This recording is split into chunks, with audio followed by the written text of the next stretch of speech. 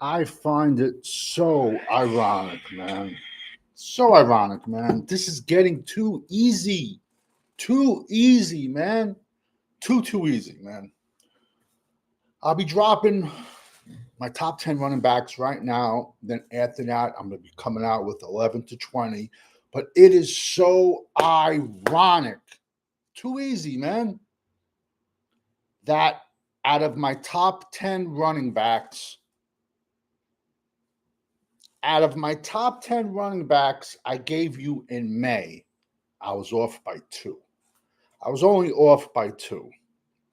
And the reason the two that I missed out on was because one was playing wide receiver at Miami, at the University of Miami. And then the other one, he didn't do anything up until this year. Charlene, boom, thank you for jumping in the chat. Jonathan Martinez, is it an ironic? It really is, man. It's comical, man. It's comical, man. So out of these 10 names, I said 8 of them in May. Yo, if you guys subscribe, like the video. It's comical, man. Yo, this year's running back class is stacked. I legit have 35 to 40 running backs with a draftable grade. It's crazy. Listen, starting off at 10, we got Rutgers, Kyle Monangai, 5'9", 210. Put up back-to-back 1,300-yard seasons. In 2023, listen, I've done this 1,000 times, man. I've broken all these guys down. I'm just doing the final rankings. 2023, he led the Big Ten in rushing at Rutgers. And then in 2024, with, I'm trying to say, pretty much a banged-up offensive line and a crazy amount of injuries, bang, another 1,300 yards, like 12 TDs. Bro, the kid he's like a pinball. Big, thick. I mean, he's shorter and thick. Fifth quarter asked me, how do you compare body styles to Austin Gentry? Because they're both on the smaller side. Kamanungai is 5'9", Austin Gentry is 5'8". But if you look at Kyle Monangai, he looks like a bowling ball compared to Austin Gentry. Austin Gentry has a much thinner build at 5'8". And like I said, I've been watching Kyle Monangai since he was in high school, man. I watched him for 4 years in high school. At number 8, where am I now? At number 9. And some people might have him higher. I did have him higher, and I just had to bring him back a little bit because it's a crazy deep running back class. And at number 9, I have Quishon Junkins, the Ohio State. Yo, Old Miss transfer. This kid, 6', 220. He legit went off at Old Miss for 2 years. Then we all know Ohio State paid $31 million for the team. Transferred, 14 touchdowns, almost 1,100 yards. Him and Trevon Henderson going back to back. The kid is just, like I said, he's on the bigger side for a running back, 6', 220.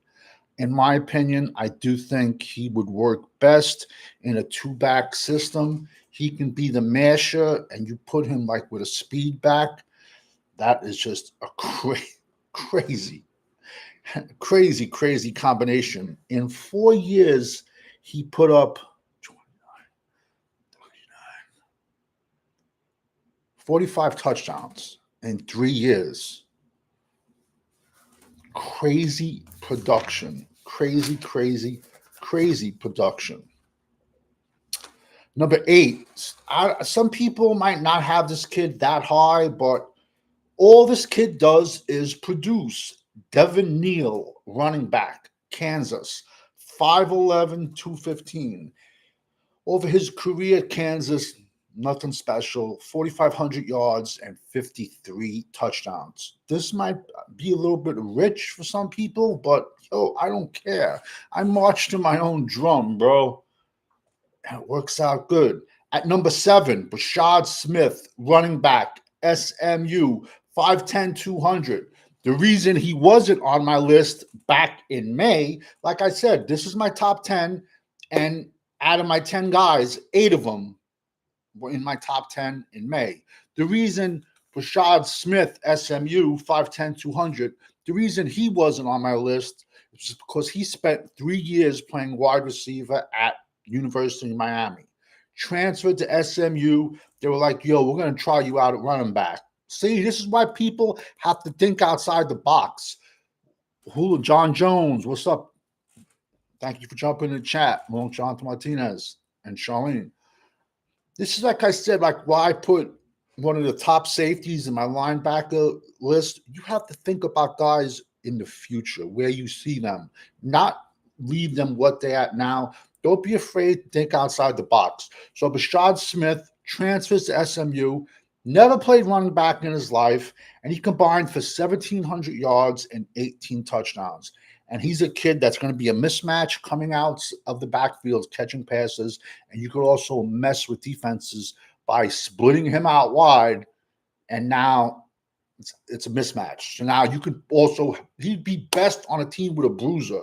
You split him out wide with a two-back system, and you have a giant monster in the middle, which we'll come back to later. Like I said, I have 40 running backs with draftable grades. Brashad Smith, 7, SMU.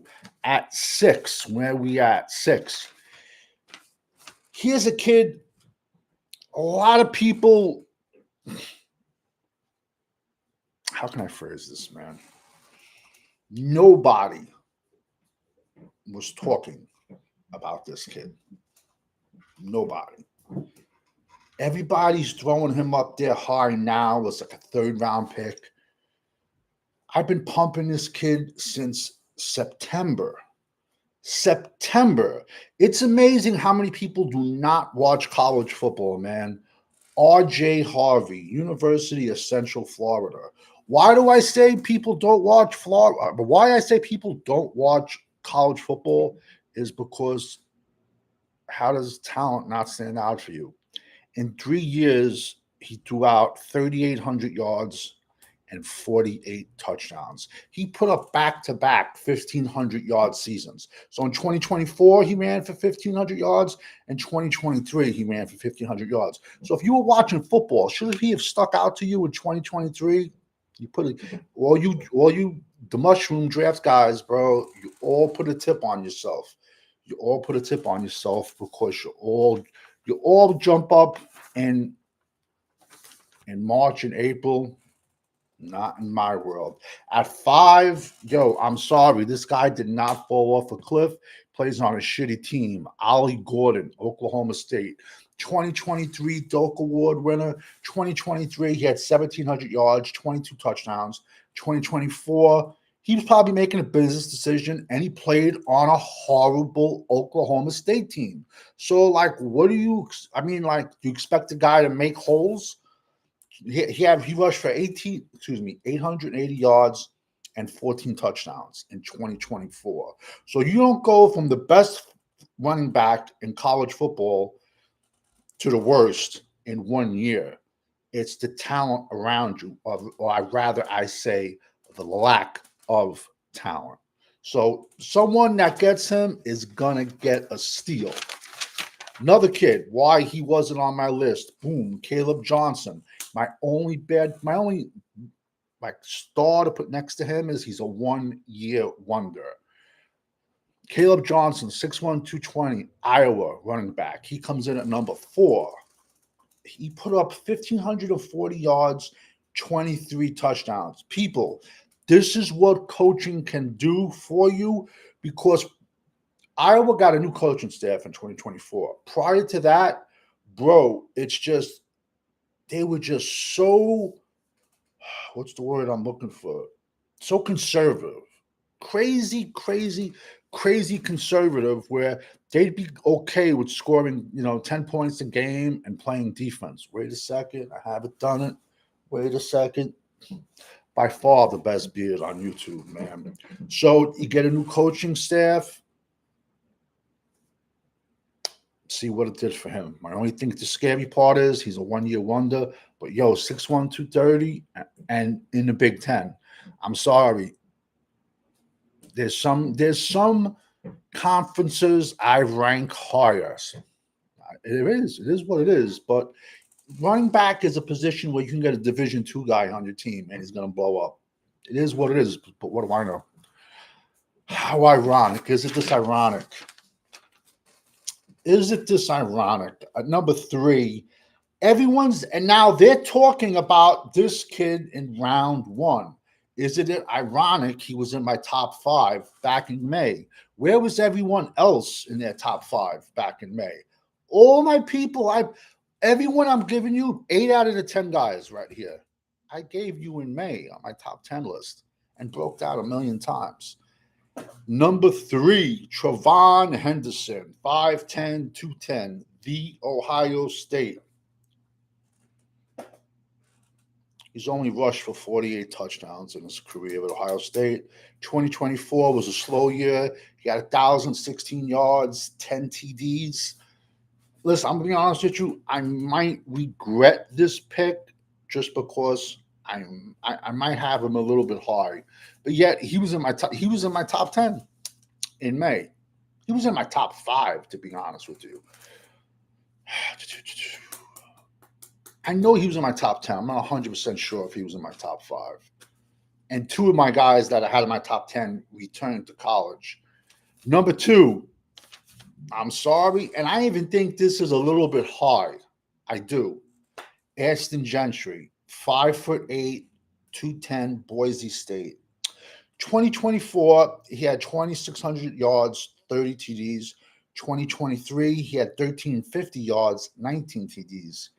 Here's the deal, man. And Cowboys Corner brought it up. A good thing. A good point one time during the season. His running stance. And he goes, do you think he has that unorthodox running stance because he can't see over the offensive line? And that's a good point. That is the reason the NFL does not like short quarterbacks. All right. Now, he played 2 good teams. He played Oregon and Penn State. Did he do good against those 2 teams? Yes. But now, doing good versus 2 teams and then playing St. Mary's School of the Blind every other week, now he's 5'8", 210. If he goes to a shitty team, he's going to go to a shitty team. If you don't pair him with a big 6'1", 230-pound bruising running back, number one, he cannot pass block. He can't. NFL linebackers are going to eat him alive in pass blocking. So if you see him come out a lot on plays, it's a pass. He can't pass block. And I said it. He's not going to show up to the Senior Bowl, and he didn't, because in pass blocking drills, he's going to get run over. And like I said, he did play good against Oregon. He did play good against Penn State. But playing good 2 weeks out of the season versus the other 14 games, 10 games, 12 games, it's a big difference, people. And now he's going to go into the NFL. He didn't run it to combine.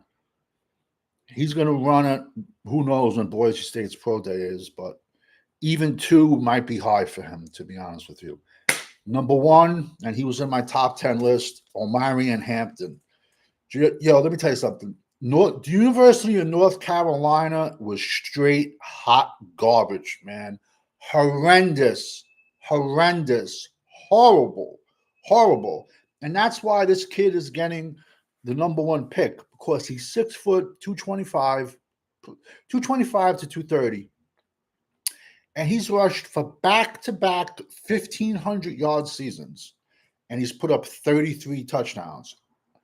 So in 2024, he put up 1,500 yards. In 2023, he put up 1,500 yards and 33 TDs. And both teams straight sucked. Horrible teams. So that's why Omarion Hampton made my running back number 1 over Ashton Gentry. Like I said, man, this is just easy, bro. Ironic. 8 of my guys were in here. And the reason the other 2 weren't is because One guy was playing wide receiver at Miami, and then the other guy was just being held back by a different coaching staff at Iowa. And then my other two guys on my list, they returned. You really want to screw around with the call-in shows, bro? Ask them who they like for 2020. Ask them who they like for the 2026 draft, bro. You want to see people stumble on their words, bro? They don't know who they like now, man. Ask them who they like for next year, man. 2026 NFL draft, man. Ask them. They don't know, bro. This was easy. I could do this with my eyes closed. Like I go, we're gonna go back. At 10, Kyle Monangai. 9, Kyle Monangai, Rutgers. 9, Quishon Judkins, The Ohio State. 8, Devin Neal, Kansas. 7, Bashard Smith, SMU. 6, RJ Harvey, UCF. 5, Ollie Gordon, Oklahoma State. 4, Devin Neal, Kansas. 3. No, Devin Neal was 8. 4 is Caleb Johnson. I apologize. Now I got to start my list all over again. 10's Kyle Monangai. I changed my rankings. 9's Quishon Judkins. 8 is Devin Neal. 7's Bashard Smith. 6 is RJ Harvey. 5 is Ollie Gordon. 4 is Caleb Johnson. 6 is 3 is Trevon Henderson. I'm doing Scott Steiner math here. 2, Austin Gentry, who I think I'm going to regret even putting at 2. And 1, Omarion Hampton. And the reason he made 1 is now the bad point. He played on a horrendous team. He's a bruiser. Both years he put up 1,500 plus yards and 700 was after contact. Is he run down? Don't know. Don't have medicals. Be popping out 10 more in a few minutes. This is getting too easy. Too easy. Ask the call-in shows who they like for 2026 NFL draft. Over and out.